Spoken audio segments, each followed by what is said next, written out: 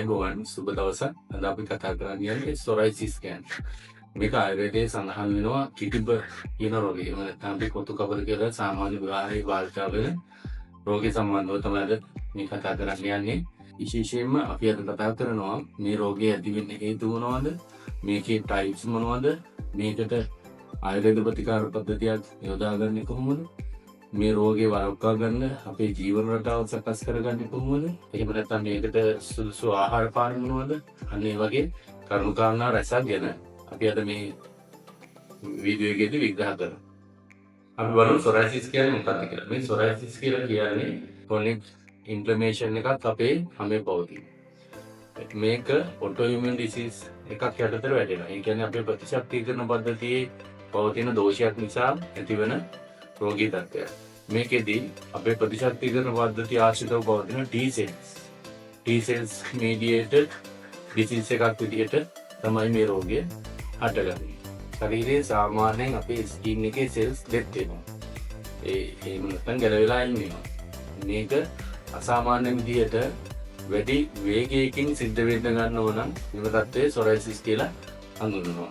එතකොට මේ විදිහට මේ ශරීරයේ පවතින මේ ස්කින් එකේ තියෙන සෙල්ස් ටික ඉතා වේගයකින් ගැලවිලා යනකොට ඒ ආශ්‍රිත ඩ්‍රයි පැචස් එනවා. ඒත් එක්ක රතු පාට වෙච්ච පුල්ලි ආකාරයෙන් තියෙන ස්කින් පැචස් ඇති වෙන්න ගන්නවා. මේවා කෙනෙක්ගෙන් කෙනෙක්ට බෝ වෙන්නේ නැහැ. සමහර වෙලාවට මේ ස්කින් පැචස් වලින් දැවිල්ල, කැසීම් වගේ රෝගී තත්ත්ව මතුවෙන්න පුළුවන්.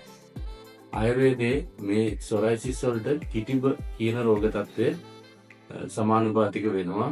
ඊට අමතරව මේකට ඒක කුෂ්ඨ, සිදිම, දාරු, කුෂ්ඨ රෝග මික්ස් එකක් විදිහට මේ රෝගය පවතින්න පුළුවන්. මේකෙදී ආයුර්වේදයේ තියෙන වාත පිත්ත කප කියන දෝෂවල තියෙන අසමතුලිතතාවය සහ අපේ තියෙන රක්ත දෘෂ්ටිය, ඒ කියන්නේ අපේ තියෙන රුධිර පද්ධතියේ තියෙන දූෂිතතාවය මේ රෝගය ඇතිවීම සඳහා බලපානවා.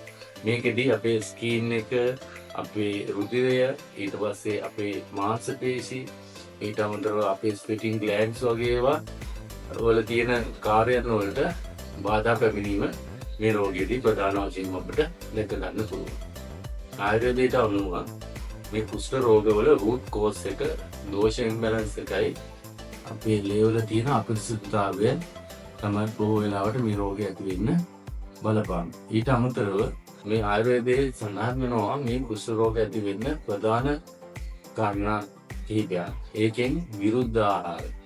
විරුද්ධ ආහාර කියන්නේ එකින් එකට නොගැලපෙන ආහාර. උදාහරණයක් විදිහට මස්, මාළු, බිත්තර, කිරි ආහාර එකට ගන්නවා නම් අපි හිතමුකෝ උදාහරණයක් විදිහට කෙනෙක් මස්, මාළු, බිත්තර කාලා ඩෙසර්ට් එක විදිහට මී කිරි වගේ දෙයක් යොදා ගන්නවා නම් සමහර වෙලාවක මේකෙදි යම් ආසාත්මික තත්ත්වයක් ඇති වෙලා මේ රෝගය හැදෙන්න root causes නිර්මාණය වෙන්න පුළුවන්. ඒ කියන්නේ අර ඉස්සෙල්ලා කිව්ව දෝෂ ඉම්බැලන්ස් එක සිද්ධ වෙන්න පුළුවන් හැකියාවක් පවතිනවා. ඊට අමතරව අධික පැණි රස, අධික ඇඹුල් රස, අධික ලුණු ගතියෙන් යුක්ත ආහාර නිතරම පරිභෝජනය සිද්ධ කිරීමෙන් මේ රෝගය ඇතිවීමේ හැකියාවක් පවතිනවා. ගැඹුරු තෙලේ බැදපු ආහාර, එහෙම නැත්නම් ජංක් ෆුඩ්ස් වර්ග ඒවා මේ රෝගය ඇතිවීම සඳහා බලපෑම් ඇති කරනවා. දවල් නිදා ගැනීම, ඇල්කොහොල් නිතර පාවිච්චිය, මානසික ආතතිය, නිතරම ක්‍රෝධයෙන් සිටීම, ඉරගිවුල ඊටින් හැබිට්ස් තියෙනවා නම්, ඒ කියන්නේ අක්‍රමවත් විදිහට ආහාර පාන නිතරම කැම සිද්ධ කරන අයගේ මේ රෝගය ඇති වෙන්න හැකියාව පවතිනවා. ඊට පස්සේ අපේ ඩයිජෙෂන් එක, අපේ ආහාර ජීර්ණය දුර්වල නම් ඒකත් මේ රෝගය ඇතිවීමේ විශේෂ හැකියාවක් පවතිනවා. මේවා අපේ ශරීරයේ පවතින මෙන්න මේ ඉස්සෙල්ලා මම කියපු තේති හැම එකම අපේ ශරීරයේ පවතින රස, රක්ත, මාංශ කියන ධාතු දූෂණයට ලක් කිරීමෙන් අපේ ශරීරයේ පවතින ස්රෝතස් කියන කොටස, ඒ කියන්නේ අපේ ශරීරයේ පවතින ඉනර් ට්‍රාන්ස්පෝර්ට් සිස්ටම් එක බ්ලොක් වෙලා මේ සොරයිසිස් කියන රෝග තත්ත්වය ඇති වෙන්න පුළුවන්. අපි බලමු මේකේ රෝග ලක්ෂණ මොනවද කියලා. රෙඩ් පැචස් එන්න පුළුවන්. ඊට පස්සේ මේකේ පොතු මේ පැච් වලින් ගැලවිලා එන්න පුළුවන්. කැසීම ඇති වෙන්න පුළුවන්. දැවිල්ල, හැමේ ඉරිතැලීම් වෙන්න පුළුවන්. අපේ නියපොතුවල ස්වභාවයේ වෙනස්කම් ඇති වෙන්න පුළුවන්, ජොයින්ට්ස් වල වේදනාව වෙන්න පුළුවන්, විශේෂයෙන්ම එල්බෝ එක, නී එක, ස්කැල්ප් එක, ලෝවර් බැක් එකේ ආදී තැන්වල මේක කොමන් මේ රෑෂස් දැක ගන්න පුළුවන්. අපි දැන් බලමු මේ සොරයිසිස් වල වර්ග ගොඩක් තියෙනවා. ඒව මොනවද කියලා. බටහිර වෛද්‍ය විද්‍යාවේදී මේකේ ප්ලැකිව් සොරයිසිස්, ග්ලූටේට් සොරයිසිස්, ෆස්ටිබුලර් සොරයිසිස්, ඉන්වර්ස් සොරයිසිස්, එරිත්‍රොඩර්මික් සොරයිසිස් කියලා වර්ග වලට බෙදෙනවා. ආයුර්වේදයේදී මේක වාතජ, පිත්තජ, කපජ ආකාරයෙන් වර්ග වලට වෙන් කරනවා. විශේෂයෙන්ම මේකදී වාතජ කියන මේ පොතුකාග ටයිප් එකේදී අමේ වේලිච්ච ස්වභාවය, පැල්ලම් වල කළු ගතිය, තදට පොතු ගැලවී යාම සිද්ධ වෙනවා. පිත්තජ ටයිප් එකේදී රතු පහට රෙඩ්නස් ගතිය මේ පැච් වල වැඩි, ඊට පස්සේ දැවිල්ල සහ ඉන්ෆ්ලමේෂන්ස් එන්න පුළුවන්. කපජ ටයිප් එකේදී මේ පැල්ලම් වල තද ගතිය වැඩි, ඊට පස්සේ කැසීම සිද්ධ වෙනවා. සුදු පාට ගතිය මේ පොතු වල වැඩිපුර දකින්න ලැබෙනවා. සොරයිසිස් සඳහා ආයුර්වේද ප්‍රතිකාර පද්ධතිය යොදාගන්නේ කොහොමද කියලා සාකච්ඡා කරලා බලමු. මේදී මේකට ඉන්ටර්නල් ආයුර්වේදික් මෙඩිසින්ස් යොදා ගන්නවා. විශේෂයෙන්ම කෂාය. මේකෙදී මහා මජිෂ්ඨ කෂාය, කදිරාදී කෂාය, ආරෝග්‍යදාදී කෂාය, නිම්බාදී කෂාය, පංචචිත්ත කෂාය, පටෝල කටුරෝහිණී කියන කෂාය. මේවා ඔයාලට Google search කරලා මේ කෂාය වල විස්තර දැනගන්න පුළුවන්. මේ වගේ කෂාය වර්ග තමයි යොදාගන්නේ. ඊට අමතරව Google කියන ඖෂධ වලින් ප්‍රපෙයාර් කරපු කයිෂෝර ගුගුළු, පුනාගමා ගුගුළු, ප්‍රයෝදශාංග ගුගුළු, ඒ වගේ ඖෂධ වර්ග මේකට අපි යොදා ගන්නවා. චූර්ණ වර්ග ලෙස මේකට අපිට මාරිවද්‍ර, දාත්‍රි, කුමාර චූර්ණ, ඒ වගේ චූර්ණ වර්ගන් අපි මේ රෝගය සුව කිරීම සඳහා පාවිච්චි කරනවා. මේකදී විශේෂයෙන්ම මේ පංචකර්ම ප්‍රතිකාර විශේෂ වැදගත්කමක් පවතිනවා මේ සොරයිසිස් වල. මේකෙදී විශේෂයෙන් වමන කර්ම සිද්ධ කිරීම කරනවා. මේකෙදී අපේ ශරීරයේ පවතින කප දෝෂය සමනය කරලා ශරීරයේ තියෙන ස්කින් එකේ තියෙන ස්රෝතස්, එහෙම නැත්නම් ස්කින් එකේ තියෙන පෝෂණය පරිවාහනය කරන channels, එහෙම නැත්නම් ස්වේද ග්‍රන්ථි ආශ්‍රිතව පවතින ස්වේද පිට කිරීම සඳහා පවතින channels ටික ක්ලියර් කරගන්න එක තමයි මේ වමන කර්මයේදී අපි සිද්ධ කරන්නේ. විරේචන කියන කර්මය යොදා ගන්නවා. මේකෙදී අපේ රක්ත ධාතුව දූෂණය වෙලා තියෙනවා. එහෙම නැත්නම් අපේ රුධිරයේ දූෂිතභාවය ඉවත් කිරීම මේකෙදී විරේචන කර්මයේදී අපි සිද්ධ කරනවා. ඊට අමතරව මේ ආශ්‍රිතව අමාශ්‍රිතව පවතින ඉන්ෆ්ලමේෂන් එක අඩු කර ගැනීම සඳහා අපි මේ විරේචන කර්මය යොදා ගන්නවා. රක්ත මෝක්ෂණය විශේෂයෙන්ම අපිට දිය පූඩාවන් නවත් කරන්න පුළුවන්. එහෙම නැත්නම් නීඩල් ප්‍රිකින් කරලා මේකේ මේ රක්ත මෝක්ෂණය සිද්ධ කරලා අර දූෂිත රුධිරයේ පවතිනවා නම් ඒ ආශ්‍රිතව ඒව ඉවත් කර ගැනීමයි සිද්ධ කරනවා මේ පංචකර්ම ප්‍රතිකාර වලදී. මේදී ඊට අමතරව මේකේ තත්ත්‍රධාරා, ශිරෝධාරා, ඒ කියන්නේ අපේ ශරීරයේ ශිරෝධාරා සිද්ධ කිරීම සිද්ධ වෙනවා. මේකදී අපි ප්‍රධාන වශයෙන්ම බලවන්නේ මේ රෝගයේ පවතින රෝගී බොහෝ වෙලාවට මානසික ආතතියකින් පෙළෙනවා. මෙන්න මේ මානසික ආතතිය අඩු කර ගැනීම සඳහා මේ ශිරෝධාරා, එහෙම නැත්නම් තත්ත්‍රධාරා යොදා ගැනීම අපි විශේෂයෙන්ම සිද්ධ කරනවා. අපි මේකදී අභ්‍යංග ස්වේදන කියන කර්ම දෙකක් සිද්ධ කරනවා.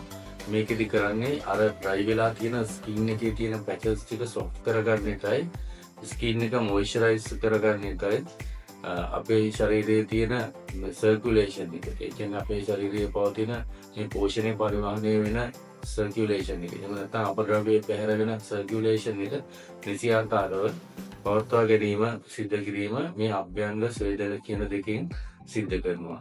ඊට අමතරව මේකෙදී ශරීරයේ බාහිරින් ආලේපනය සඳහා විවිධ ආලේප වර්ග යොදා ගන්නවා.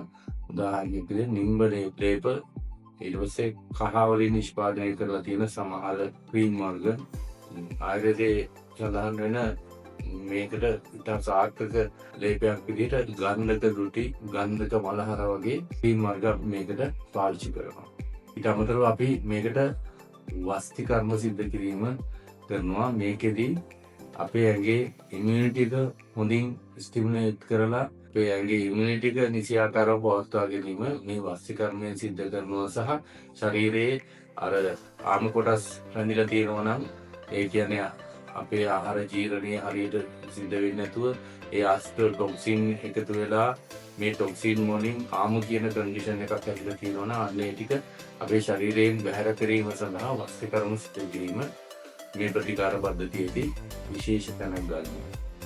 ඊට අමතරව අපි බාහිරින් යොදන ඔයිල් වර්ග ඇප්ලිකේෂන්ස් යොදනවා. මේකට පින්ඩ තෛලය, ඊට පස්සේ සීතෝදක වගේ දේවල්, කොකනට් ඔයිල් කායි මිශ්‍ර කරලා අපිට යොදා ගන්න පුළුවන්. තවත් ජාත්‍යාදී කියලා ක්‍රීම් එකක් තියෙනවා. අන්න ඒකත් මේ සඳහා අපිට පාවිච්චි කරන්න පුළුවන්. අපි බලමු මේ සොරයිසිස් සඳහා යොදා ගන්න ඩයට් ප්ලෑන් එක මොනවද කියලා. ඩයට් ප්ලෑන් එකක් මේ සොරයිසිස් සඳහා ඉතාම අත්‍යවශ්‍යයි. ඒකට හේතුව අපි ගන්න ආහාර පාන, අපි ජීවත් වෙන විදිහ අනුව මේ රෝගයේ අඩු වැඩි වීම සිද්ධ වෙනවා. මේකෙදී අපි පළමුවෙන්ම බලමු නොකා ඉන්න ඕන කෑම වර්ග මොනවද කියලා. යෝගට් විශේෂයෙන්ම නොකා ඉන්න ඕන.